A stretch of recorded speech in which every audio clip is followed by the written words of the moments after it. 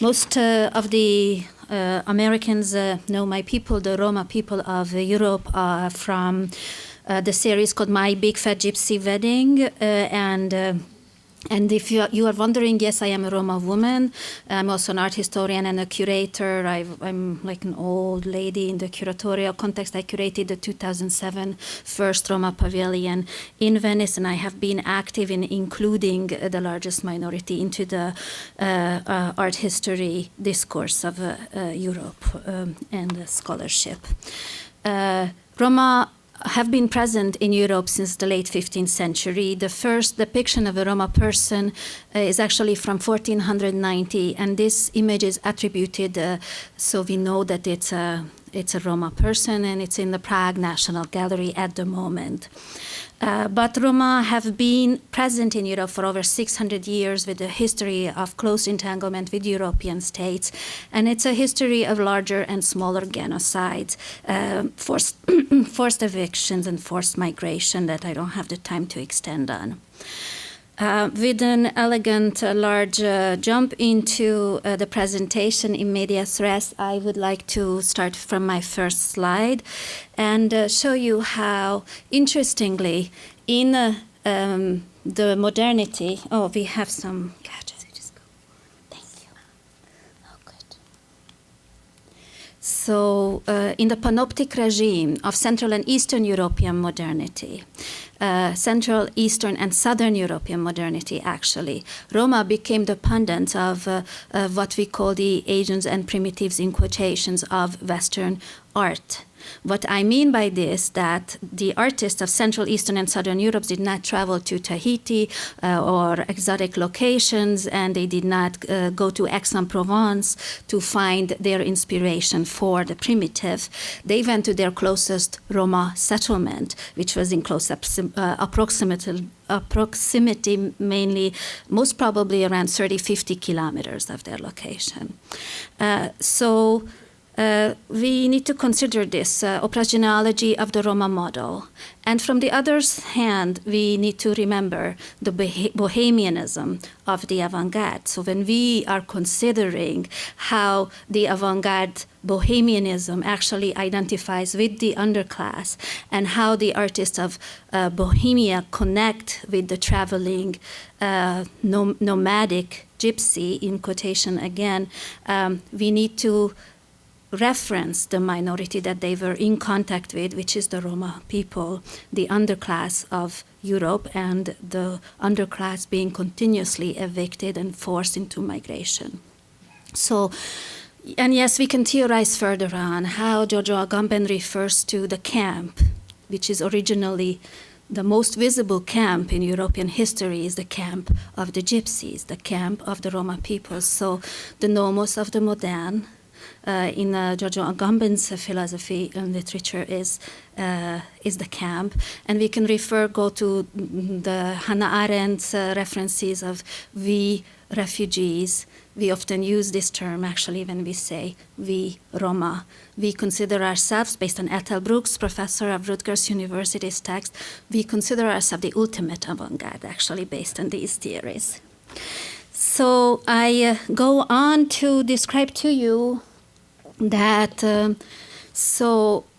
the 1490s, from the first depiction of the Roma person until around 1960s, the monopoly of Roma representation is in the hand of the non-Roma into actually state institutions, and of course, the collectors, the folklorists, ethnographers, anthropologists, Wunderkammer owners, and so on. But the biggest problem is, and this is how I further complicate the discourse of this symposium, is even today, the collections and state collections continue to archive Roma objects, not as artifacts or art objects, but as ethnographic objects of curiosity.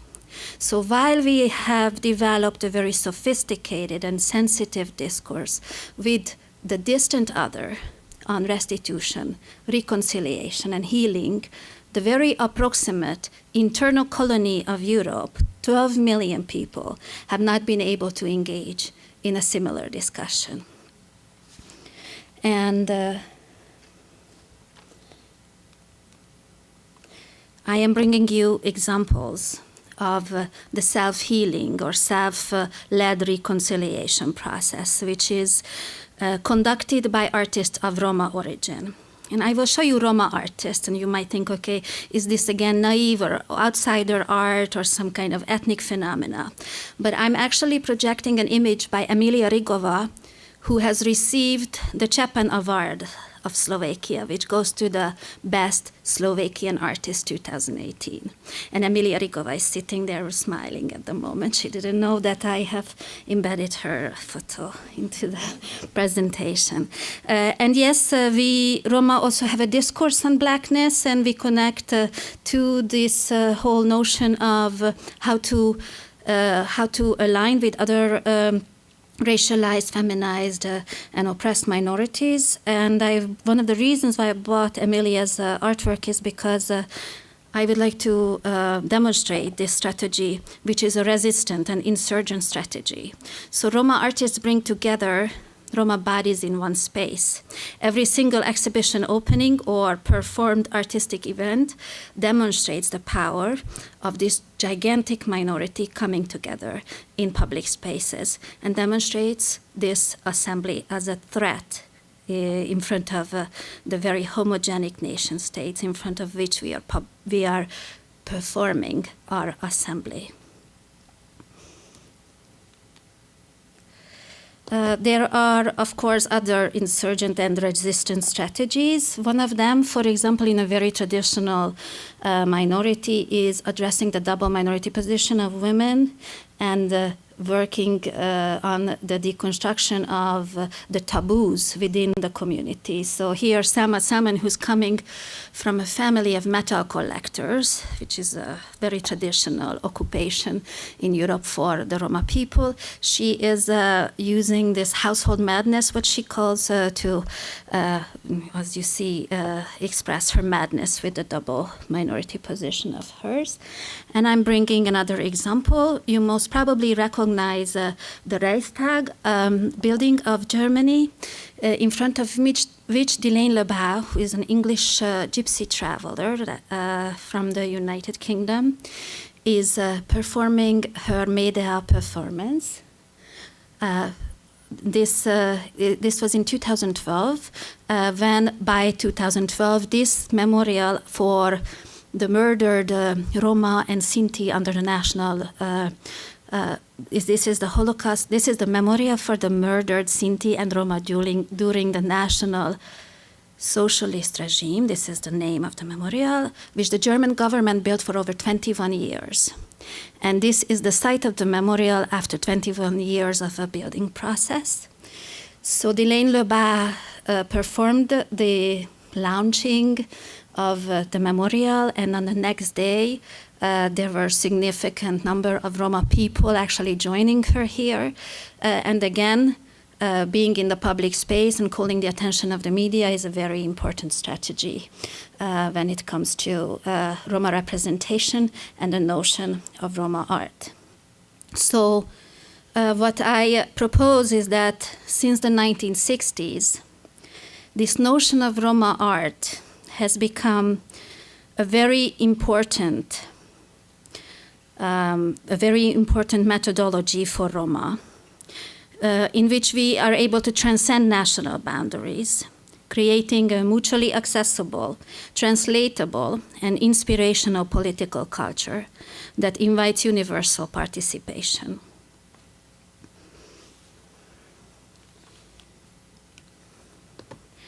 Another strategy that I would like to expose is a national strategy.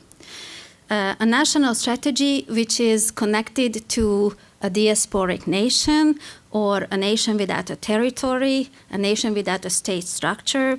There are 12 million Roma people. As I said, there is a large minority in every European country. So the establishment of the European Roma Institute for Arts and Culture, which logo you see here, is the first transnational institute of the Roma people.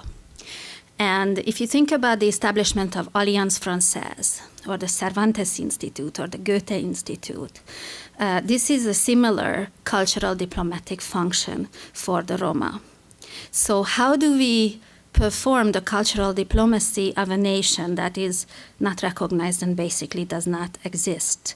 For example, through getting into the context of the Venice Biennale, which in 1895 opened its gates, and until 2007, for over 120 years, had not one Roma within the archive or within the context of the Biennale. I even searched for cleaning ladies or assistant personnel, but it was impossible to find any real Roma contribution.